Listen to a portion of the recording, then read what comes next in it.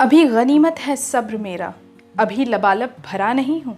अभी गनीमत है सब्र मेरा, अभी लबालब भरा नहीं हूँ। वो मुझे मुर्दा समझ रहा है, वो मुझे मुर्दा समझ रहा है। उसे कह दो मैं अभी तक मरा नहीं हूँ। तो आप समझ ही गए होंगे हम किन के बारे में बात कर रहे हैं। अपनी जिंदादिली, अपनी कला पेश करने का बेबाक अंदाज, उर्दू भाषा पे उनकी कड़ी पकड़, जी हाँ, और कोई नहीं, डॉक्टर राहत इंदौरी साहब की। हाल ही में 11 अगस्त 2020 को डॉक्टर राहत इंदौरी साहब का बीमारी के चलते इंतकाल हो गया। भले आज वो हमारे बीच है नहीं, लेकिन वे रहेंगे, वे अमर रहेंगे इस दुनिया में, तमाम हिंदुस्तानियों के दिलों में उनके रचनाओं द्वारा। राहत इंदौरी साहब के व्यक्तित्व की बात करें तो उनका व्यक्तित्व भी उनके ही रचनाओं की तरह काफ़ी अनोखा था। जब वो ऑडिटोरियम में स्टेज पर माइक के सामने खड़े होते थे, मानो शेर की तरह दहाड़ते थे। हर एक लफ्ज़, हर एक शब्द उच्चारण करने का उनका अंदाज, और कोई भी लेटर, कोई भी अक्षर खींचने का उनका जो अंदाज था, शायरी में उनके 4 चांद लगा देता था। उनके बात करने के साथ साथ, बोलने की स्टाइल के साथ साथ उनकी जो फेशियल एक्सप्रेशंस थे, उनके चेहरे के भाव और साथ ही साथ हाथों के मूवमेंट्स, क्या कहना। अगर शायरी की दुनिया का कोई बादशाह है तो वो बेशक डॉक्टर राहत इंदौरी साहब ही है। तो आज हम इस वीडियो में बात करेंगे रिमेम्बरिंग डॉक्टर राहत इंदौरी साहब, जिनकी रचनाएं अमर हैं, जिनकी शायरी, जिनकी नज़में और जिनके लिखे हुए गीत हम हमेशा याद करते रहेंगे। तो आज इस वीडियो में हम बात करेंगे डॉक्टर राहत इंदौरी साहब के कुछ ऐसे ही चुनिंदा रचनाओं के साथ साथ, मानो डॉक्टर राहत इंदौरी साहब के विशाल साहित्य के महासागर में से चंद मोती आप लोग के सामने आज मैं लेकर आई हूँ। तो ये वीडियो ज़रूर देखिएगा, and it's like a tribute to the great doctor Rahat Indori साहब। डॉक्टर राहत इंदौरी साहब के रचनाओं की तरफ चलने से पहले आइए एक अल्प परिचय लेते हैं ऐसे महान व्यक्तित्व का। दरअसल डॉक्टर राहत इंदौरी साहब का जन्म 1 जनवरी 1950 को इंदौर में हुआ था। राहत इंदौरी जी का ओरिजिनल नाम राहत कुरैशी था। राहत इंदौरी जी के पिता एक कपड़ा मिल वर्कर थे तथा माताजी हाउसवाइफ थी। राहत इंदौरी जी ने अपनी स्कूली शिक्षा नूतन स्कूल इंदौर से की। इसके बाद ग्रेजुएशन इस्लामिया करीमिया कॉलेज से और फिर MA इन उर्दू लिटरेचर बरकतुल्लाह यूनिवर्सिटी से। इसके बाद उनके उर्दू में मुशायरा ये थीसिस को भोज यूनिवर्सिटी भोपाल ने PhD जैसी हाईएस्ट लिटरेरी डिग्री देकर नवाजा। वे अपनी रचनाओं के थ्रू क्या कहते थे, आइए खुद ही जान लीजिए।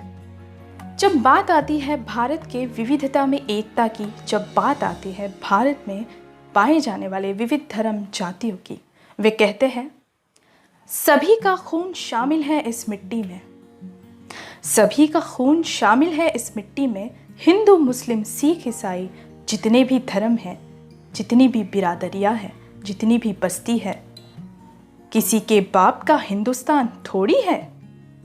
जज्बे को देखिए, उनके विचारों को देखिए। आगे सुनिए।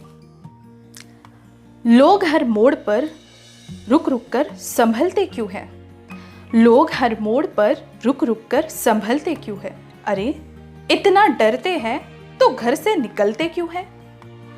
ह्यूमन इमोशंस यानी मानवीय भाव, इनको बहुत ज़्यादा इम्पोर्टेंस था उनकी साहित्य कृति में। हौसला डगमगा रहा है आपका, कमज़ोर महसूस कर रहे हैं आप, इरादे कहीं डगमगा तो नहीं रहे।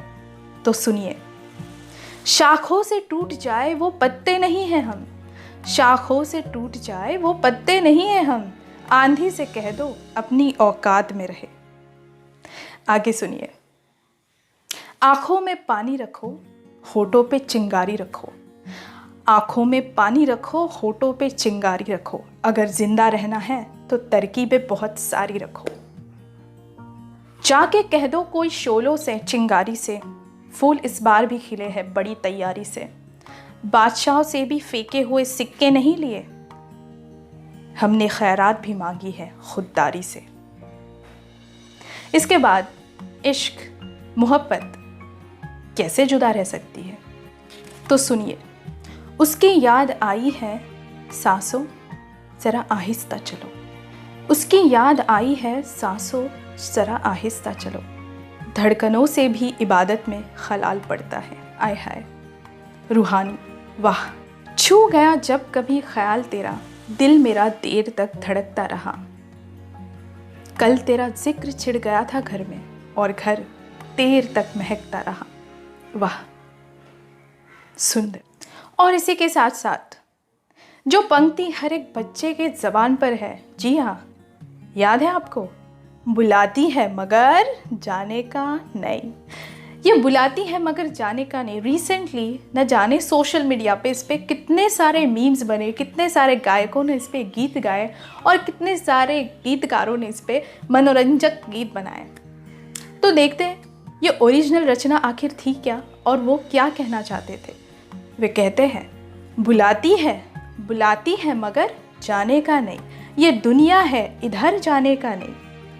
मेरे बेटे इश्क कर लेकिन हद से गुजर जाने का नहीं। मैं सितारे नौच ले जाऊंगा खाली हाथ जाने का नहीं। वबा फैली हुई है चारों तरफ अभी माहौल मर जाने का नहीं। वो गर्दन नापता है नाप ले लेकिन जालिम से डर जाने का नहीं।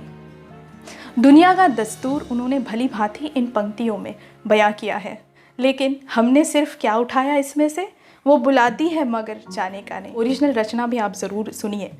इसके बाद में डॉक्टर राहत इंदौरी जैसी पर्सनालिटी, जैसा व्यक्तित्व, जो सिर्फ एक श्रेष्ठ साहित्यकार ही नहीं थे, वे देवी अहिल्या यूनिवर्सिटी इंदौर में पेडागॉजिस्ट भी थे उर्दू लिटरेचर के, उर्दू लैंग्वेज के।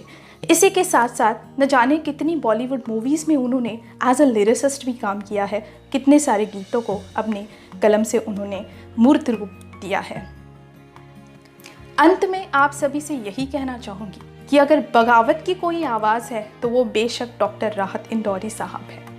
हमें उनके साहित्य से मानवता, देश प्रेम, इंसानियत, बिना भेदभाव किए, बिना ऊंच नीच के हमें कैसे रहना है, हमें बेइंतहा और बिना मतलब का इश्क कैसे करना है, साइंटिफिक टेम्पर, वैज्ञानिक चिकित्सा हमारे अंदर कैसे विकसित करनी है और अन्याय के खिलाफ कैसे आवाज़ उठाना है, ये सारी शिक्षा, ये सारी चीज़ें सीखने को मिलती है डॉक्टर राहत इंदौरी जैसे व्यक्तित्व के महान साहित्य से। मैंने पहले भी कहा कि भले वो आज हमारे बीच नहीं है, लेकिन वो अमर रहेंगे उनकी रचनाओं में, वो अमर रहेंगे उनके विचारों में, जो विचार उन्होंने हमारे लिए, आने वाली पीढ़ियों के लिए छोड़ कर गए हैं। तो मेरे चैनल की तरफ से और हम सभी हिंदुस्तानियों की तरफ से ऐसे महान व्यक्ति को शतशः प्रणाम।